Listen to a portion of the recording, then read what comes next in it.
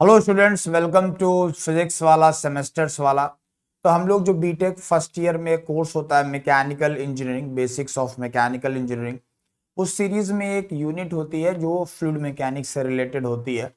तो उसमें जो मेजर टॉपिक्स हैं वो हम लोग इस सीरीज में कवर कर रहे हैं, जिसमें से बहुत सारी basic properties, viscosity, Newtonian non Newtonian fluid, pressure and Pascal's law, ये सारी चीजें हम लोग ऑलरेडी कवर कर चुके हैं। और आज के इस वीडियो में हम लोग बात करने जा रहे हैं hydrostatic law. This is basically extension of Pascal's law हम लोग बोल सकते हैं। अब इसको समझने के लिए, जैसे कि हम लोगों ने पिछले लेक्चर में भी बात की थी कि एज पर पास्कल्स लॉ, अगर ये बॉटल है जिसमें पूरा पानी भरा हुआ है, अगर दो सेम लेवल पे अगर हम लोग होल करते हैं सेम डायमीटर का, तो सेम रेट से पानी बाहर आ जाएगा, क्योंकि एक पर्टिकुलर लेवल पे जो प्रेशर होगा फ्लूइड का वो सेम होगा, because it is equally distributed in all the direction. लेकिन यहाँ पे एक बात और सत्य है कि अगर यहाँ पे हम दो छेद करें, मतलब एक छेद ऊपर करते हैं और एक छेद नीचे करते हैं, तो नीचे वाले से ज्यादा तेजी से पानी आएगा। रीजन ये है कि नीचे जो है वो प्रेशर ज्यादा होगा। तो ये जो हाइड्रोस्टैटिक लॉ है, ये बेसिकली इस पर्टिकुलर स्टेटमेंट में है कि जैसे जैसे हम किसी फ्लूइड में नीचे जाते जाते हैं तो उस पे फ्लूइड का प्रेशर बढ़ता जाता है। क्यों? क्योंकि अगर एक पर्टिकुलर फ्लूइड एलिमेंट ले तो उसके ऊपर मास जो है वो बढ़ता जाता है, फ्लूइड का ही खुद का मास बढ़ता जाता है। इस वजह से जैसे जैसे हम नीचे जाते हैं वैसे वैसे प्रेशर बढ़ता जाता है। तो इसी के बेसिस पे इस स्टेटमेंट का यूज करके और पास्कल्स लॉ का यूज करके हम लोग हाइड्रोस्टैटिक लॉ को डिराइव करने की कोशिश करेंगे या समझने की कोशिश करेंगे। तो कंसीडर कर लेते हैं यहाँ पे, लेट्स कंसीडर कि हमारे पास ये हमारा एक फ्री सरफेस है, राइट। इसको थोड़ा सा अलग पेन से लिखता हूं मैं, राइट। तो ये हमारा एक फ्री सरफेस है, ठीक है। फ्री सरफेस को जब डिनोट करते हैं तो यहाँ पे ट्राइंगल बना देते हैं। अब फ्री सरफेस ये पर्टिकुलर प्लेस पे है।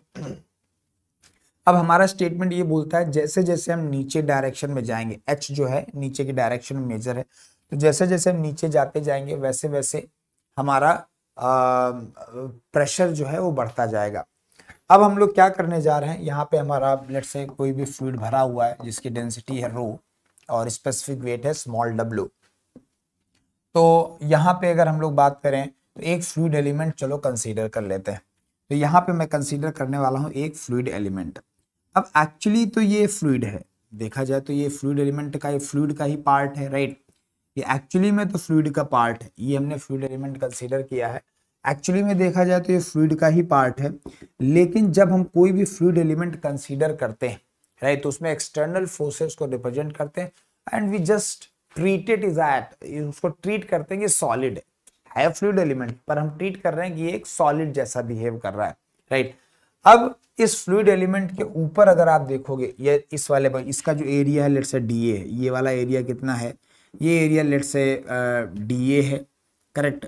और ये जो हाइट है ये लेट्स से ये हाइट डीएच है, ये हाइट हमारा डीएच है। एरिया नीचे वाला भी क्रॉस सेक्शन एरिया क्या होगा, सेम ही होगा, डीए ही होगा। अब इसके ऊपर मान लीजिए एक प्रेशर काम कर रहा है, राइट। यहाँ पे क्या है, एक प्रेशर काम कर रहा है, लेट्स से पी प्रेशर काम कर रहा है। इस पर्टिकुलर हाइट पे कुछ तो प्रेशर होगा पी। लेकिन अब क्योंकि मैंने आपको पहले ही बताया था हाइड्रोस्टैटिक लॉ ऐसा बोलता है कि pressure is distributed equally in all the direction. अब ये इस बात पे डिपेंड करता है कि आपका जो सरफेस है उसका ओरिएंटेशन क्या है। जैसे इसको हम लोग सॉलिड की तरह ट्रीट कर रहे हैं, राइट। तो ये मान लीजिए ये फ्लूइड एलिमेंट है, तो जब फ्लूइड एलिमेंट ऐसे रखा तो जो इसके ऊपर वाला फ्लूइड है वो हर डायरेक्शन में प्रेशर लगा रहा है, तो इसके लिए क्या हो जाएगा, इस प्लेट के लिए ये ऐसे लगाएगा, समझ में आ रहा है, नीचे की डायरेक्शन में लगाएगा, क्योंकि प्लेट का ओरिएंटेशन ये, वो तो हर डायरेक्शन में लगा रहा है लेकिन नॉर्मल टू द बॉडी लगाएगा। वहीं पे जब नीचे वाले फ्लूइड की बात करेंगे तो नीचे वाला फ्लूइड ऊपर की डायरेक्शन में लगाएगा, क्योंकि नॉर्मल डायरेक्शन पे उसको लगाना है, ठीक है। तो अब नीचे जो प्रेशर होगा वो कितना हो जाएगा, ऑब्वियसली पी नहीं होगा, ये पी प्लस डीपी में मान लेता हूं, ध्यान समझिएगा, पी प्लस डी थोड़ा बढ़ गया ये प्रेशर, क्योंकि यही तो स्टेटमेंट है। स्टेटमेंट क्या है कि जैसे जैसे हम नीचे आते जाते हैं वैसे वैसे हमारा प्रेशर बढ़ता जाता है। तो अगर यहाँ पे प्रेशर P है तो जब ds डिस्टेंस नीचे आएंगे तो प्रेशर थोड़ा सा बढ़ गया, P से P प्लस dP हो गया। अब ये प्रेशर बढ़ता क्यों है, राइट। उसका रीजन ये है कि भाई मास फ्लूइड का ऐड होता जाए, मतलब अगर इस पॉइंट पे देखो तो मास कितना, इतना फ्लूइड का मास है, यहाँ पे देखोगे तो इतना मास है, यहाँ पे देखोगे इससे ऊपर वाला फ्लूइड का, यहाँ देखो तो एक्चुअली एक पर्टिकुलर लोकेशन पे देखोगे तो ऊपर का जो फ्लूइड का मास है वो बढ़ता जा रहा है या वेट बढ़ता जा रहा है। तो एक्चुअली ये जो हो रहा है, क्योंकि फ्लूइड, ये जो फ्लूइड एलिमेंट हमने कंसीडर किया है, इसका वेट भी तो नीचे एक्ट करेगा, राइट। सर ये वेट है, ये प्रेशर है, ओके कोई बात नहीं, इसको फोर्स में कन्वर्ट कर लेते हैं। तो ये प्रेशर P लग रहा है कितने एरिया में, DA एरिया में, तो फोर्स कितना हो जाएगा, P into DA। Pressure is equal to force per unit area, तो फोर्स इज इक्वल टू क्या हो गया, P इंटू एरिया। वैसे ही इसका भी एरिया सेम ही है, तो यहाँ पे आ गया DA। अच्छा, अब ये बताइए कि यहाँ पे वेट का वैल्यू क्या हो जाएगा। देखिए स्पेसिफिक वेट हमने डिफाइन किया था हमारे सेकंड लेक्चर में आई थी, तो स्पेसिफिक वेट होता था weight per unit volume, weight per unit volume. तो वेट का वैल्यू क्या हो जाएगा, वेट ऑफ फ्लूइड एलिमेंट क्या हो जाएगा, स्पेसिफिक वेट, जो कि ρg होता था, आपको याद होगा, राइट। और वॉल्यूम जो यहाँ पे है वो है इस फ्लूइड एलिमेंट का वॉल्यूम हो जाएगा into DA into DH, DA into DH। और स्पेसिफिक वेट का वैल्यू होता है ρg, करेक्ट। तो वो तो आप सब लोगों को पता है, जब जरूरत लगेगी तो हम लोग कन्वर्ट करते। तो वेट का वैल्यू ये हो गया, दैट इज इक्वेशन नंबर 1। अब हम लोग क्या करेंगे, अब ये जो फ्लूइड एलिमेंट है ये तो स्टैटिक कंडीशन में है, मतलब जो वर्टिकल फोर्सेस का समेशन होगा वो सेम होगा, right. So at equilibrium condition, eight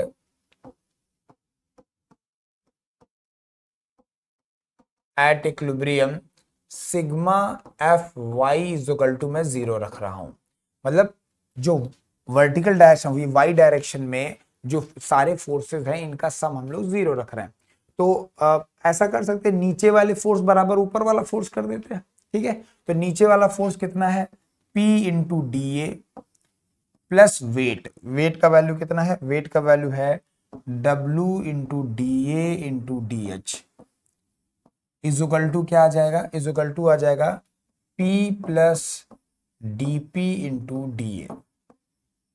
तो देखिए DA तो कैंसिल आउट हो गया, ठीक है। तो क्या बच रहा है हमारे पास, बच रहा है P plus W into DH is equal to P plus DP। तो P से P भी कट कैंसिल आउट हो गया। सो यहाँ पे और DH को इस साइड लेके जाएंगे तो आपको निकल के आया DP by DH, DP by DH is equal to आ गया W, ठीक है। इसी को बोलते हैं हाइड्रोस्टैटिक लॉ, इसी को क्या बोलते हैं, हाइड्रोस्टैटिक लॉ, हाइड्रोस्टैटिक लॉ, ठीक है। अब इसका अगर मतलब हिंदी में मतलब समझना चाहें या सेंटेंस में अगर हम लोग इस चीज को समझें तो हम ऐसा बोल सकते हैं कि the variation of pressure with respect to depth, क्योंकि H depth with respect to depth is directly proportional to और equal to the specific weight, लेकिन यहाँ पे ये ध्यान रखना है कि H डाउनवर्ड डायरेक्शन में मेजर कर रहे हैं। अगर कहीं पे आप H ऊपर डायरेक्शन मेजर करोगे तो ये प्रेशर घटने लगेगा, मतलब ये माइनस W आ जाएगा, ये क्या आ जाएगा, माइनस W आ जाएगा। तो ये हमारा हो जाता है हाइड्रोस्टैटिक लॉ। तो हाइड्रोस्टैटिक लॉ क्या हो गया, the variation pressure in vertical downward direction is proportional to the specific volume, equal to भी स्पेसिफिक वेट लिख सकते हो, कोई दिक्कत नहीं। Now if H is taken in upward direction then the pressure decreases with the height, तो इस case में dP by DH का वैल्यू हो जाएगा माइनस W या माइनस ρg भी बोल सकते हैं, वहां पे प्लस ρg भी बोल सकते हैं। dP by DH is equal to ρg आ जाएगा क्योंकि W is equal to ρg हो जाए, ठीक है। अब इसका थोड़ा सा एप्लीकेशन देखते हैं कि मान लीजिए आपको किसी भी एक डेप्थ पे, पर्टिकुलर डेप्थ पे आपको प्रेशर निकालना है, तो मान लीजिए ये आपका फ्री सरफेस है, ठीक है, ये आपका यहाँ पे फ्री सरफेस है। अब जो H मेजर कर रहे हैं वो यहीं से मेजर कर रहे हैं, तो ये बेसिकली फ्री सरफेस मतलब H इज इक्वल टू 0। और इस पॉइंट पे प्रेशर कितना, भाई यहाँ पे कितना प्रेशर काम कर रहा है, एटमॉस्फेरिक प्रेशर, कोई फ्लूइड का प्रेशर तो है नहीं, तो यहाँ पे जो प्रेशर काम कर रहा है वो तो एटमॉस्फेरिक एयर का प्रेशर है। तो P is equal to PATM हो गया, P इज इक्वल टू क्या हो गया, PATM हो गया, बहुत बढ़िया। अब हम लोग क्या करेंगे, मान लीजिए हमको इस पर्टिकुलर पॉइंट पे प्रेशर निकालना है, P का वैल्यू निकालना है, और ये हाइट कितनी मान लिया जाए, H हाइट मान लिया जाए, चलो H हाइट पे हमको प्रेशर निकालना है। तो हाइड्रोस्टैटिक लॉ क्या बोलता है, ध्यान समझिएगा। So as per hydrostatic law, so by by hydrostatic law हम लोग क्या कर सकते हैं, हम लोग लिख सकते हैं dp बाई डी क्योंकि डाउनवर्ड डायरेक्शन में मेजर करें तो इज इक्वल टू W आ जाएगा स्पेसिफिक वेट, या फिर हम लोग चाहें तो ऐसे भी लिख सकते हैं कि dp by D is equal to rho g भी लिख सकते हैं, रोजी भी लिख सकते हैं। ठीक है, अब हमको बेसिकली P निकालना है तो हम क्या करेंगे, dp को एक साइड रखेंगे और रोजी इंटू डी कर देंगे, रोजी इंटू डी कर देंगे। अब इसको आप यहाँ पे dp है, सॉरी यहाँ पे dp है, तो dp है। अब इसको आप क्या कर दीजिए, इंटीग्रेट कर दीजिए, तो यहाँ पे आ जाएगा p इज इक्वल टू रोजी तो कांस्टेंट है तो आ जाएगा रोजी बाहर आ गया, रोजी h आ गया, प्लस एक कांस्टेंट आ जाएगा, राइट, प्लस कांस्टेंट c लिख देता हूं मैं। अब बस हमको कांस्टेंट का वैल्यू निकालना है, इक्वेशन रेडी है आपके पास में। तो कांस्टेंट का वैल्यू कैसे निकालोगे, तो इसके लिए ये कंडीशन दी हुई है, क्या कंडीशन दी हुई है, at h is equal to 0 p is equal to PATM। तो जरा ये वाली वैल्यू पुट करो, यानी वैल्यू जब पुट करोगे तो h इज इक्वल टू 0 रखोगे तो PATM इज इक्वल टू आ गया c का वैल्यू कितना आ गया PATM, ये वैल्यू यहाँ पे पुट करोगे तो आ जाएगा p is equal to rho GH plus PATM। अच्छा, यहाँ पे आपको एक चीज समझना पड़ेगा कि ये जो है ना, ये बेसिकली क्या रिप्रेजेंट कर रहा है, ये गेज प्रेशर नहीं रिप्रेजेंट, ये एब्सोल्यूट प्रेशर को रिप्रेजेंट कर रहा है, एब्सोल्यूट प्रेशर को रिप्रेजेंट कर रहा है। अगर आपको गेज प्रेशर लिखना है तो हमने पिछले वीडियो में ही बताया था कि फॉर गेज प्रेशर PATM का वैल्यू 0 होता है। सो ऐसे लिख सकते हैं for gauge pressure GAUGE, gauge pressure PATM is reference, तो क्या हो जाता है, PATM का वैल्यू ही हम लोग 0 ले लेते हैं क्योंकि यही रेफरेंस बन जाता है। तो P का वैल्यू क्या आ जाएगा, P गेज का वैल्यू क्या आ जाएगा, रो GH, ये हमारा स्टेटमेंट आ जाता है। क्लियर है, आई होप आप लोगों को ये चीज समझ में आ गई होगी। तो ये बेसिकली हमारा हाइड्रोस्टैटिक लॉ है। तो हाइड्रोस्टैटिक लॉ की मदद से देखो आप किसी भी पॉइंट पे गेज प्रेशर अगर निकालते P equal to rho GH हो जाता है, एब्सोल्यूट प्रेशर निकालोगे तो PATM ऐड कर दोगे, बस और कुछ नहीं है। ठीक है, चलिए एक पॉइंट और यहाँ पे बहुत इंपॉर्टेंट है जो अपन लोगों को समझना है कि conversion of one fluid column to another fluid column.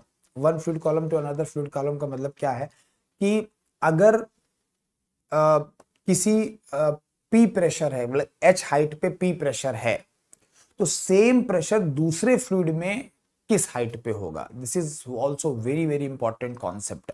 मैं क्या बोलना चाह रहा हूं, देखिए कि मान लीजिए हमारे पास एक फ्लूइड है, ग्रीन कलर का ही फ्लूइड है, राइट। अब इसका डेंसिटी कितना है, मान लो ρ1 है, राइट, G तो G ही रहेगा, एरिया फ्लूइड है। अब यहाँ पे जब हम H1 हाइट पे आते हैं, ध्यान समझिएगा, ये कितना हाइट है, H1 हाइट पे आते हैं तो इसका प्रेशर होता है P, इसका प्रेशर क्या होता है P। क्लियर है ये बात, राइट। H1 हाइट पे जो प्रेशर होता है वो होता है P और इसकी डेंसिटी कितनी है ρ।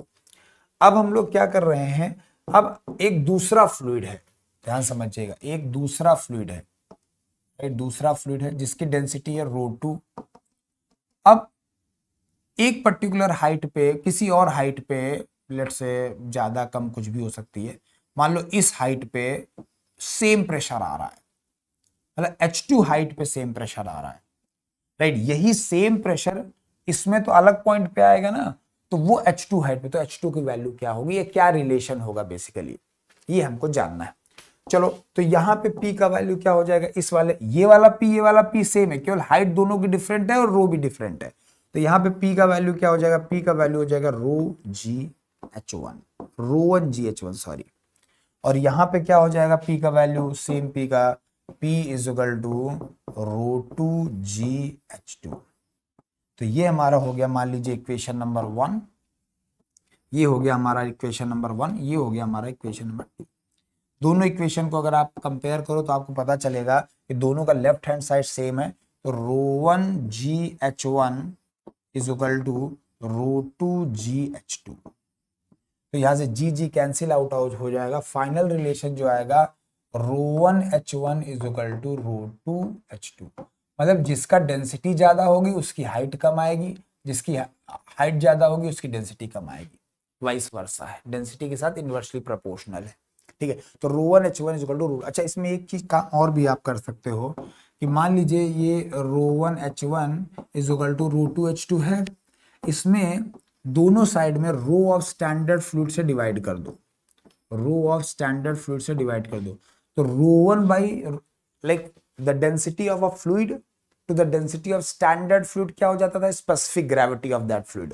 तो ρ1 बाई रो स्टैंडर्ड क्या हो जाएगा, specific gravity of that fluid S1 H1, और यहाँ पे आ जाएगा S2 H2। तो कोई भी रिलेशन आप यूज कर सकते हो जब भी आपको रिक्वायर्ड हो, तो इस पे भी काफी क्वेश्चन पूछे जाते हैं। सो आई होप आप लोगों को समझ में आया होगा।